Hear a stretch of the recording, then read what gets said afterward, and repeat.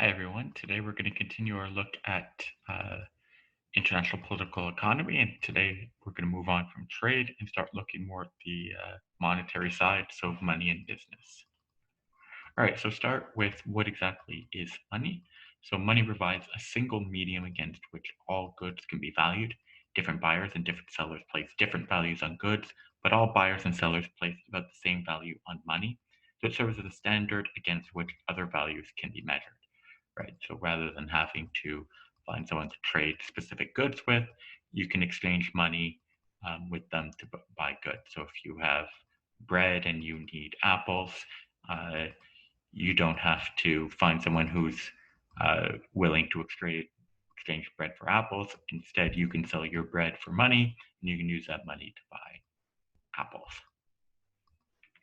Money itself has no or a little or no inherent value, right? So particularly if we're thinking about paper money or even coins, paper money, right? Like a $20 bill, it's not that piece of paper is not worth $20 in and of itself. What gives it value is the belief that it has value, so that it can be exchanged for goods, right? So we assign a certain value to that paper. Everyone commonly agrees on that value of that paper, um, and and so it takes on that value because it depends on the willingness of people to honor and use it. Money's value rests on trust. So governments have the job of creating money and of maintaining public confidence in its value.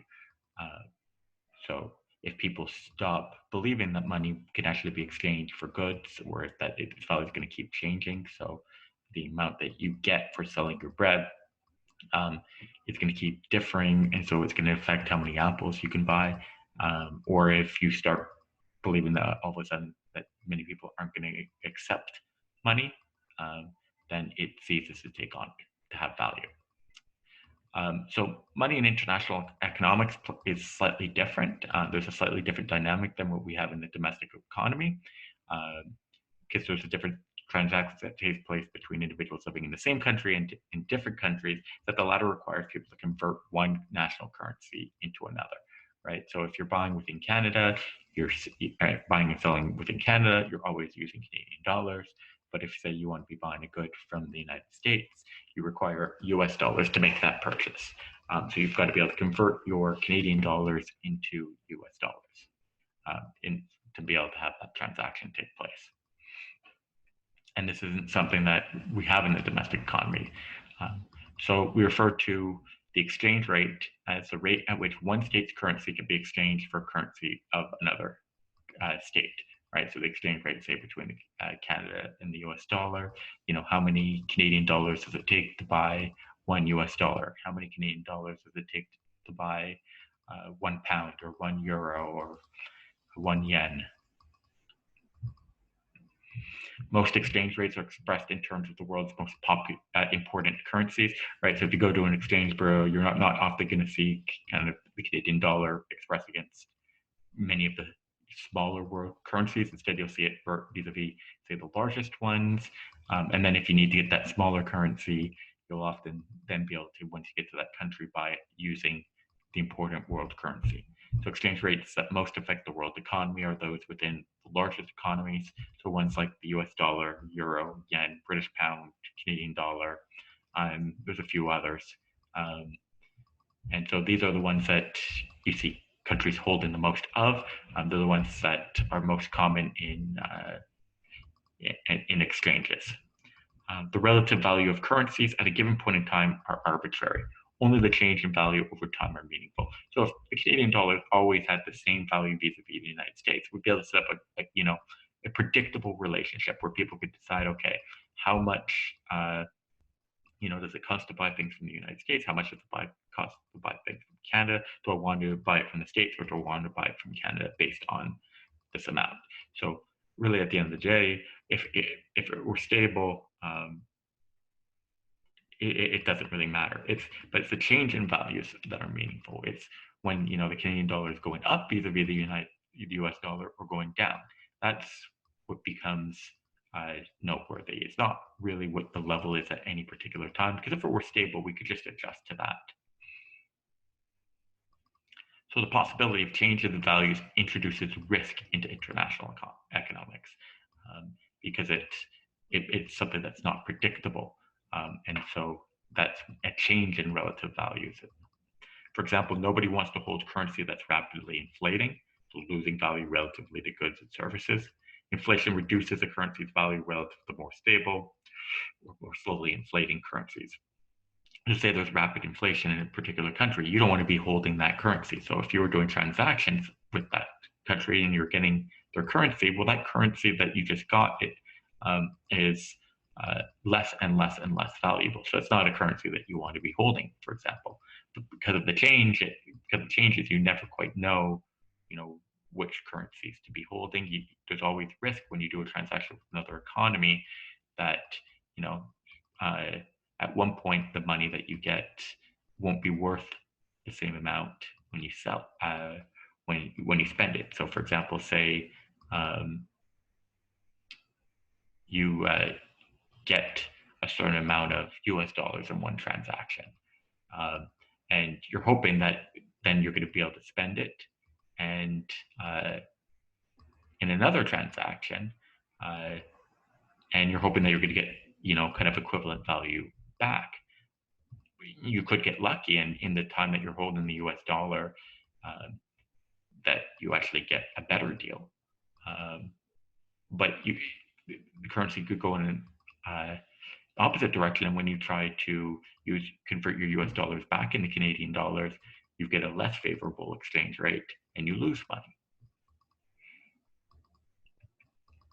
So how do we manage exchange rates? Given that it introduces risk into the economy, we've come up with multiple different versions of kind of systems for managing, this risk. Um, Prior to the First World War, we had what was called the gold standard, and almost all governments fixed the value of their currency in terms of gold, thereby creating an international monetary system in which all rates of conversion between individual currencies were held constant. So each currency had a certain exchange rate vis-a-vis gold, but that was fixed. So while each currency was worth a different amount, you always knew, what the U.S. dollar would be worth, what the franc would be worth, what the pound would be worth. All of these different currencies, uh, you knew their value vis-a-vis gold, and so it was a stable, or there's little foreign exchange risk. The Bretton Woods system of fixed exchange rates was introduced between the Second World War and 1973. And in this system, most currencies were fixed in value to the United States dollar, which was the most important currency in the post-Second World War. It was a currency of the most powerful or important currency in the world economy. In the system, often referred to as the Bretton Woods system, the U.S. agreed to guarantee the value of the United States dollar against gold. So it was set at a price of $35 per ounce. So other countries, if they held United States dollars, and if they needed to, the U.S. committed to they could get 35, or they could get exchange it for gold at a rate of $35 per ounce. So every currency was tied to the United States dollar, and the United States dollar was tied to gold. And so there was a fixed rate system. So the Canadian dollar always had a certain value vis-a-vis the United States dollar, and the British pound always had a certain value vis-a-vis the United States dollar. And because countries may not particularly have valued the United States dollar in itself, or necessarily trust the United States dollar, there's a conversion where you could trade in your US dollars for gold as kind of a security mechanism in the system. However, beginning in 1973, Dixon closed the gold window. So essentially, he abandoned the fixed rate between the dollar and gold. So he didn't say, hey, the US dollar is always going to be exchangeable for gold at the same rate. And so at that point, the system kind of collapsed, and all the major currencies have been allowed to float or fluctuate freely in value in world markets, right? So the Canadian dollar is not always doesn't always have the same value vis-a-vis the United States dollar or the euro or the pound. All of them are changing based on market demands for each currency. So higher demand uh, or the supply and demand will both have effects on the prices. National governments periodically intervene in financial markets, buying and selling currencies in order to manipulate their value. Government intervention to manage the otherwise free-floating currency is called the managed float system, right? So it's not a fully floating system in that governments do sometimes intervene, and sometimes, particularly the leading industrialized states, often work together in some interventions. They don't always work together. It doesn't always work, but say, for example, a particular currency is kind of getting too far for what people want, or particularly in a free fall, then other countries may work together to try to prop up that currency. So they're going to, put it at influence how much the market values it, or they're just going to act as a market actor themselves, and by buying or selling, they'll be able to affect the market price. But it's important to remember that even the strongest governments are at a major disadvantage when it comes to intervention. So it's something that should be kept to a minimum, or generally is kept to a minimum, because as big as governments are, even when we're talking about all the leading states working together, they're tiny compared to the market. They control only a fraction of the money being moved. Most of it is being moved by privately owned actors, right? So particularly when you're dealing with the bigger currencies, governments only control such a small portion that even if they all work together and all buy together or all sell together, it may still only have a small impact on the price of the currency because it's only a small change in volume of trade. This is something that they have more power to intervene when we're dealing with smaller currencies. Buying and selling en masse on smaller currencies where there's less of it being floating around in the private market can have a much larger impact. So let's return to, since we're in a flowing rate system, let's return to foreign exchange risk, which is instability in exchange rates disrupts business in trade-oriented sectors, since companies might face sudden and unpredictable changes in their plans for income and expenses. So imagine you've got a company in our globalized economy that is buying parts from another country. If you had a fixed exchange rate system, they would always know, okay, this is the cost of that. Even if it's coming from a country that's got more expensive currency, if it's the best price, then it may still choose to buy from that, from a company in that country. But it knows each year the price is going to be, there may be slight inflation because prices go up often, but they know that, if it's going to cost, 100,000 US dollars, and say it's a Canadian company, they know they can buy 100,000 US dollars for X amount of Canadian dollars. And so the cost is the same each year, or at least the cost is just as predictable as it were if they were buying it from a Canadian company. But if you're in a floating exchange rate system and they're planning to buy, from a supplier over multiple years, they don't know what the cost is going to be in the next year. So say their product is really requiring a particular input from another country.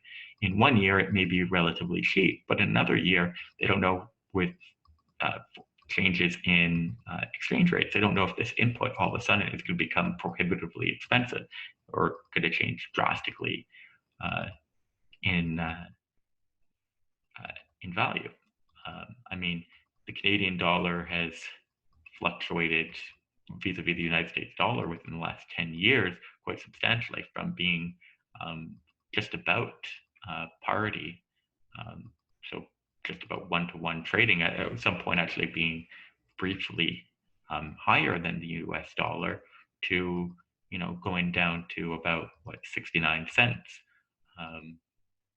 So from 1-to-1 or 1.01 down to back down into the 60s is a fairly, if you set up your deal at the 1-to-1, or you set your plan at the 1-to-1 and then it falls that far, all of a sudden buying from the United States can add a substantial cost to your business. And that's all just in foreign exchange risk. It's not that companies change their prices. Um, it's or technological change or anything like that. It's just changes in currencies. So what can cause foreign exchange risk, or what could what could create volatility in foreign exchange, so in exchange rates? So in short term, it's speculation about the value of currencies, right? So currencies are traded in international markets, and people who buy and sell different currencies are making speculations about the value of the future currency. So they're going to buy ones that are currently, say, low and they expect to go up. They're going to sell those that are currently high and they expect to go down. So a lot of it's going to be about expectations about the future direction, the short-term, medium-term, future direction of the currency. And then in long-term changes, so that's short-term, where it can go up in one day and then go down the next day, or go up 1 month and then go down the next month. But longer-term ones can see kind of long-term patterns of is it going to be declining vis-a-vis other currencies? It's going to move from one level and move systematically down to another level. So changes in long-term supply and demand for currency make long-term changes in foreign exchange. So supply is determined by the amount of money a government prints. Printing money is a quick way to generate revenue for the government, but the more money printed, the lower its price, right? So if the government starts just flooding the market with a whole bunch of money for whatever reason, because it needed it for domestic purposes, that's going to have a substantial, by just having that much more money floating around, it's going to have an impact long-term on the price, right? Because if all of a sudden you're going from, X amount of, say, Canadian dollars floating around, and so there's a price based on that amount floating around, to X plus 10 or 2X floating around. And that's going to, you're going to set a new price for the currency based on that supply. And then demand for currency depends on the state's economic health and political stability. So in general, people want to hold currencies in politically stable countries, right? Because you trust that the long-term value of that currency is going to be stable. So in terms of an investment, you're not going to lose money because of a downturn or because of a country collapse. It's going to hold to its obligations. And the state's economic health, right? Stronger, you want to hold usually currency in stronger economies because there's less volatility. So it's a more predictable asset to hold. So essentially, bearing in mind that foreign exchange risk causes a cost for economy or causes uncertainty for economy, governments have to keep this in mind when they choose their exchange rate system. So they have to decide whether to allow the currency to fluctuate in response to supply and demand, or whether to fix the currency to another currency. But this is actually a more complicated decision than some of the other ones we've talked about. So economists typically agree on the benefits of things like trade, immigration, and investment, right? So most economists will agree that open trade is good, that immigration is good, and that investment is good. So free flow investment is good. When it comes to exchange rate policy, it's more complex. And that's for, there's a simple trade-off. When it comes to kind of a floating system or versus fixed system, we have a trade-off, and we have two goods that we have to choose between. We have to choose between eliminating exchange rate risk, which is something we would like to do. So in that case, we'd prefer a fixed exchange rate system because there's no exchange rate system. But in doing so, we would be sacrificing control over monetary policy. And control over monetary policy is also something that we like. So there's two things that we would like to have economically, and we can only have one of them. So that's where there's a debate as to which one's better. So fixing eliminates exchange rate risk. It makes international trade and investment less costly for firms and individuals, since they will not need to worry that the benefits from these international transactions will be adversely affected by some sudden unexpected shift in exchange rates. By doing away with exchange rate risk, fixing allows the economy to benefit more fully from international trade and investment, right? Because there's no risk, there's no uncertainty. A company doesn't have to be worried about participating in international trade and investment, so it can help to make it to increase the flow. And so that's great. That's something that obviously we would like. But fixing also diminishes control over monetary policy. A nation's monetary policy regulates the supply of money and the associated cost of credit in order to manage aggregate levels of economic activity and hence levels of inflation and unemployment. When a government commits to fixing the exchange rate, it effectively gives up the ability to tailor monetary policy to manage domestic economic conditions. So things like changing interest rates or changing the supply of money, all of these things are things that can control unemployment or inflation, which are definitely things in the domestic economy that we want to be able to take care of. But things like changing the domestic interest rate or changing the supply of money are also things that are going to change how much people want to hold our currency. So if you change those, you can't maintain that fixed price because there's going to be a disjoint. You're going to be saying that this is the price of the currency, but nobody's going to they're going to be wanting it way too much or not enough. So control over monetary policy would, if you maintain control over monetary policy and tried to have fixed exchange rates, you'd have a system that would be unstable. So if you want to have fixed exchange rates, then you have to maintain supplies of money and interest rates that allow for your currency to kind of sit where it's meant to sit, kind of its assigned value. Now, you may periodically be able to change that assigned value if there's too much pressure in a fixed system, but that should be kept to the minimum because it gives up kind of the whole benefit. So we've got do you want to be able to control things like, interest rate in our country, which is, changing the interest rate. For example, we've seen the Bank of Canada reduce the interest rate to try to get, money flowing to make the cost of credit lower, and to try to stimulate the economy with the downturn related to COVID-19. If we were in a fixed exchange rate system, it wouldn't have necessarily that ammunition to be able to fight the downturn. So we've got these two competing goods, and so it's essentially a decision between stability and policy control. And since the 1970s, since the closing of the gold window in 1973, most developed countries have tended to favor policy control, and less developed countries have tended to favor stability. This is partially because the choice for stability, when it comes to the smaller countries or less developed countries, the smaller the country, the more foreign exchange risk can affect them. Because with a smaller currency, even small changes in demand or supply can have huge effects on the economy. Where small change in supply and demand of a currency like the Canadian dollar or the US dollar, there's such a huge demand and supply of the currency that you're not going to see huge fluctuations. But in smaller countries, even a small sale, like a $1 billion sale of a small country's currency, right? Could be big compared to the total supply, where $1 billion sale of US dollars, say, would be tiny in terms of the supply of US dollars. And so $1 billion for that small currency could have a drastic change on its value, where a small $1 billion change in a sale in US dollars would have almost no effect on its price, or a very small effect on its price. So it's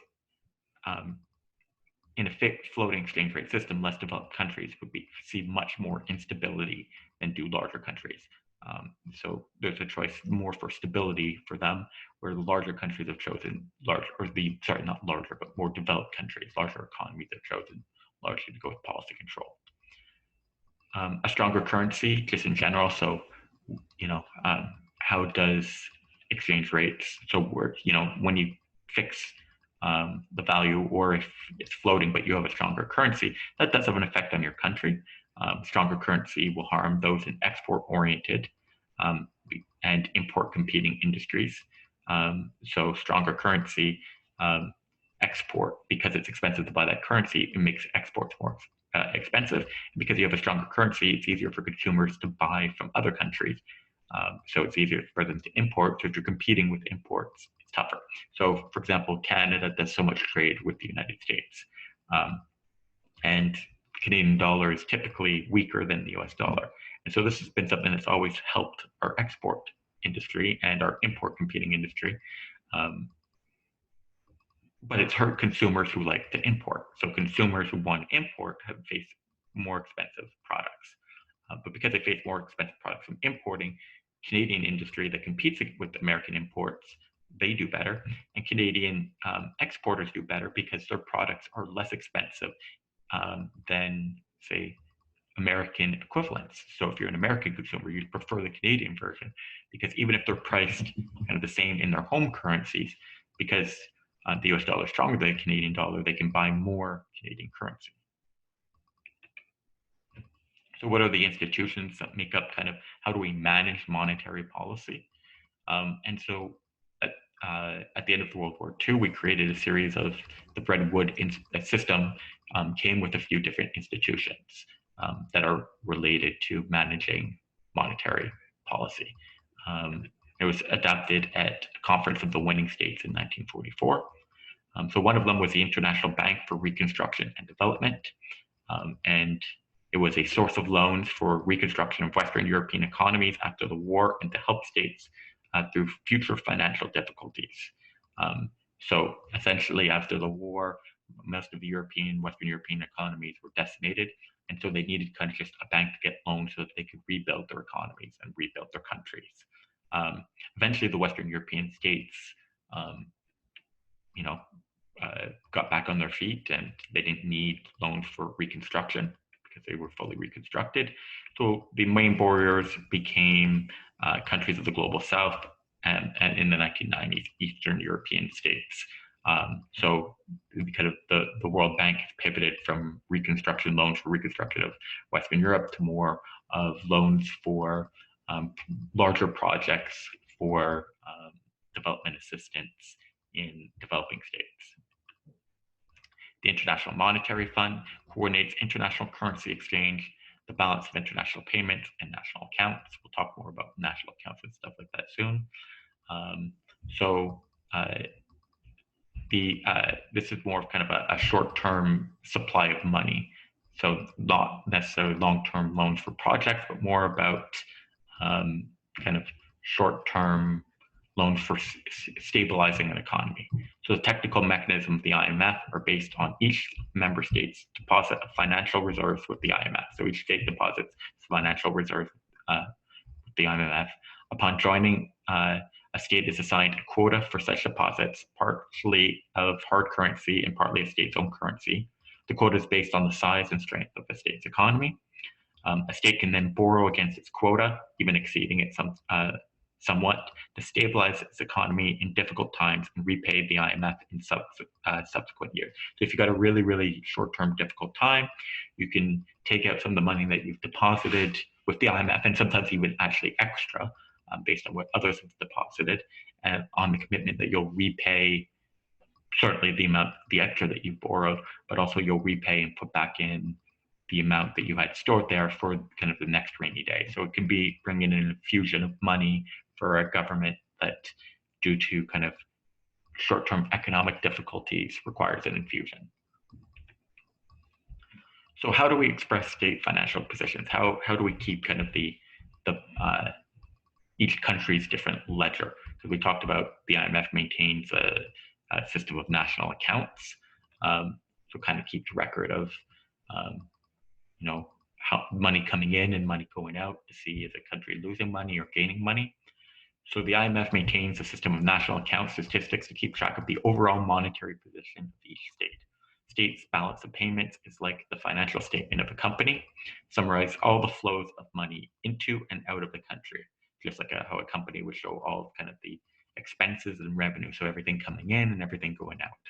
Essentially, three types of transactions go into the balance of payments. So we've got the current account, flows of capital, and changes in reserves. So let's look at each of them. So the current account is the balance of trade. So we talked a little bit about the current account last time. Money flows out of a state to pay for imports and flows into a state to pay for exports.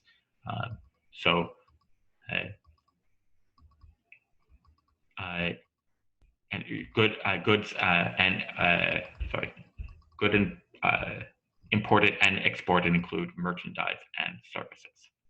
So each time you want to buy something, you kind of needing somebody who is willing to accept kind of Canadian dollars for US dollars. And so you buy a certain amount. Um, and so money flows out of a state to pay for imports, right? So we're giving it to somebody else and saying, here, take my Canadian dollars. Or to a foreign exchange, we're giving it to a bank and saying, take my Canadian dollar, give me some American dollars that I can give to this American producer. So money's leaving the country, and it flows into the states for exports. Capital flows, foreign investments in and by a country. So capital flows are measured in net terms. So the total investments and loans foreigners make in a country minus the investments and loans that a country's companies, citizens, and governments invest in other countries. So there's two forms of kind of capital flows that we look at. So we look at foreign direct investment, such as building a factory, owning a company, or buying real estate in a foreign country. And then portfolio investment, so buying stocks and bonds or making loans to a foreign country. So foreign direct investment would be, you're buying up part of that country's wealth in the terms of, actually owning a company, real estate, so owning a building, building a factory, buying a company, and so you own it. So the proceeds from that would often return. So yes, say you own a company, you'd pay the salaries, but the profit would come back to your country. Or just portfolio investment. So if you don't want to buy, if you can't buy entire real estate, but you could still invest in stocks and bonds, or make loans to a foreign company. So if you participate in, say, the American stock market and you're buying shares in a US company, that could be part of an American portfolio investment, and that would count as a kind of a capital flow. So it would be a foreign investment.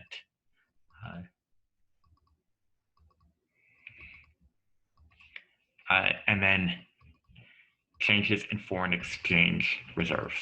So balance and payments in national, so this balances the payments in national accounts. Any difference between the inflow and outflow of money in either the current account or capital flows combined is made up by an equal but opposite change in reserve. So countries often hold reserves of other currencies and hold reserves kind of their own currencies, but also, so Canada would hold a certain reserve of US dollars and pounds and euros, particularly of the strongest currencies. And so if you've got, if you're losing money in terms of investments and trade, or if the amount of capital flow coming in is less than the your kind of trade imbalance, then you've got to make up for that by giving up some of the money. If you're losing money on net from these two, somehow you've got to balance that, right? Because otherwise you'd be owing people stuff. So you've got to balance that. And the way that can be done is by drawing down foreign exchange reserves. So how much extra currency, particularly of other currencies that you hold. So if you owe the US because of a trade deficit with the US, well, then you've got to make some of that up by releasing US dollars. So say you've got a trade deficit and you're not able to attract enough foreign investment, so you're not able to, to fund that by we've got trade deficits, say, with the US, and we're not able to get enough American investment to gain the currency to fund that. Well, then we're also going to have to give up some of our foreign exchange reserves, some of the US dollars that we hold. Because at the end of the day, our national accounts have to balance. You've got to have the same amount of money coming in and out. Over the short term, you may be able to have imbalances in terms of debt or stuff like that, but eventually that's all got to be settled. So let's talk about international debt. So if the state's economy is healthy, it can borrow money from foreign governments, banks, or companies and create enough new wealth to repay the debts for a few years later, right? Because countries often get really good interest rates, so they can take on a loan, and the idea is that they can invest that money. For example, So the governments or just companies can take out loans, but let's just think of like the country can take out loans, put those loans into um, building new companies or in improving the economy, so that those economies then create additional wealth, and they can use that additional wealth to pay back the loan. So they can still actually use the loan, take on a small amount of debt, use that to improve things, and essentially pay it off and come out in the long term in a better position. Um, the problem is that states like businesses sometimes operate at a loss and their debts mount up. So if the money that you invest from the debt or the money that you use from the debt can produce productive assets that allow you to pay back the loan fairly quickly, and then once the loan's paid off, continue to operate. Say you could pay off the loan just from the profits, then you've got an economy that's doing well, and then once you paid off that debt, the profits can go into reinvestment in the economy, and so you haven't taken a loss. But say the money that you invest, the loan you invested in building a new company, and that company continues to take a loss. Well, then you're having to take out new loans to pay off the old loans, but also to try and creating new companies. And so you can end up in a vicious cycle where more and more of you're having to take out more and more loans, and you're having to spend more and more of the economy on kind of like the economic resources of the country on paying that loan. So say the government owes a lot of money to other governments, rather than putting the government revenue into services for the public, they have to be putting it into debt service. And so you have some countries that take out, every country takes out loans, and sometimes, and most countries, hold a decent amount of debt. But in a lot of countries, in healthier countries, or healthier at least ones for debt, it's an amount of debt that they could pay off, and it's not one that leads to concerns about the health of the economy. And we're managing the debt, so managing kind of the interest payments or the debt payments is something that's manageable based on the size of the economy. Where you get into a bigger problem is when that debt load just starts getting higher and higher and higher. So just servicing the debt takes up more and more of the economy, which leaves less to be put towards new investments or towards the people. So more and more in a vicious cycle, more and more of the income generated might go to paying interest, and more money must be borrowed to keep the state in operation, right? So because you had to spend the money on paying the interest, you don't have money to run the economy, so then you have to take out a loan, and then you've got to use the state revenues to pay now both interest, and then to run the economy, you've got to take another loan, and so it could become a problem. When a state's debts accumulate, its standing wealth is diminished as assets are sold off to pay for the debts, right? So one way of paying off the debts, if you don't want to say be using revenue, is to be selling off assets. So it could be selling off, companies or land or stuff like that to others.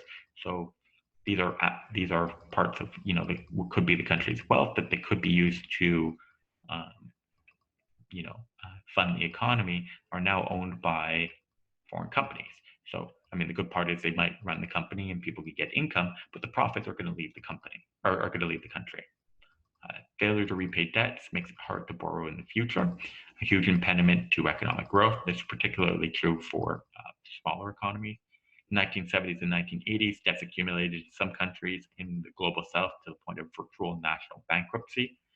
The debts became unpayable, and the lenders, banks, and governments were forced to write them off the books or sell them at a fraction of their official value. So that's a particularly big problem. So big economies can get high levels of debt, and certainly there's even some European countries with very noteworthy debt levels, which can cause severe financial difficulties. But the biggest problems that we often see are in the developing countries, where there's been campaigns to kind of settle the debt or kind of forgive the debt, because the developing countries owe so much money, that they're spending so much of their money on debt service, that they just never have a chance to develop. They're so stuck in that vicious cycle that even if they manage to find new revenues, all those new revenues don't get reinvested into development. It gets invested into paying off their debts. Industrialized states rarely face such a drastic situation, but any national debt still represents a mercantilist loss of power. So what I talked about, national debt. So it's opposite of pile of resources. So instead of having the reserves that you could spend for military, it's you actually owe, and so somebody else has an excess. Massive bailouts to the banks in 2009 recession resulted in a significant accumulation of debt among industrial countries. So it's not to say that debt is just a developing country problem. In 2011, Britain, Spain, and the United States, Ireland, Portugal, Italy, and numerous other states had accumulated debt that exceeded 60% of their annual GDP. So more than 60% of what they make in a year, the country makes in a year, is actually the debt is larger than 60% of that. So imagine if you had a country that the entire economy, so not just government revenue, but the entire economy produced X amount. You would have to spend 60% of that if you want to pay off your whole debt in 1 year. Now, no country pays off their debt in 1 year, but it's still showing how massive these debts can be.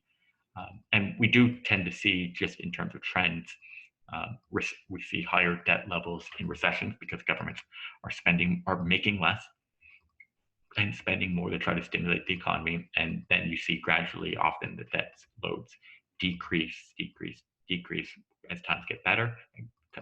A, countries are making more, but B, they don't have to spend as much in stimulating the economy, so they can pay down their debt load. Some of the more problematic countries, there's been a lot of talk, or there's been some high concern in the U.S. over their debt, that even in the good years, that debt load just seems to be going up and up and up, that they're not managing they're spending high amounts in the bad years to try to overcome it, but they're not cutting spending in the good years, so the debt continues to go up. Other ones, so Spain, Italy, Greece, even before 2011 had extremely high debt loads. So reasons for debt, so it could be trade deficits, overconsumption by households and businesses, and government spending greater than taxation. So, in financial, in recessions, we see a lot of the government spending greater than taxation income, because A, as people are making less, taxation income goes down. B, governments have to spend to overcome it. In some countries, in Canada, overconsumption by households and businesses is definitely a concern. Canadians are among the worst in holding, so the Canadian government isn't one of the worst in terms of holding debt, but Canadian as individuals actually are among some of the worst in holding excessive amounts of personal debt, particularly things like credit card debt, which is a vulnerability definitely for the economy as a whole. And here's the 20 countries with the highest public debt in 2017 in relation to the gross domestic product. So if we look at like Japan, which is certainly an outlier at the high end, their national debt is about 249% of their gross domestic product. So if they spent every single cent that they made in the entire economy in a year, it'd take 2.5 years. So forget about anybody buying any food, anything. If they spent everything produced in that economy for 2.5 years, it would take 2.5 years to pay off their debt. And you've got Greece, which is a notoriously high one as well. And then it goes along with some of the highest ones. Canada is not on this list of the highest ones. Canada's national debt has typically, over the last decades, been kept in obviously there still is some. Most countries still hold some debt. There's these loans, again, if you can spend them for productive purposes, can actually be useful. Same thing as personal loans or credit, right? If you had to think about buying a house, if you had to wait until you had the whole money to buy the house, nobody would ever buy a house. So we need the credit system, and buying a house is an excellent asset to have in long term. So buying houses is great, as long as you stick to not an excessive amount of debt, and one that can be and debt that can be used productively, so you don't get into a vicious cycle where you're spending too much of your personal income or national income paying off the debt. All right, so that's the end of the lecture on money and business. Next time, we're going to talk about international development. So enjoy the rest of your day.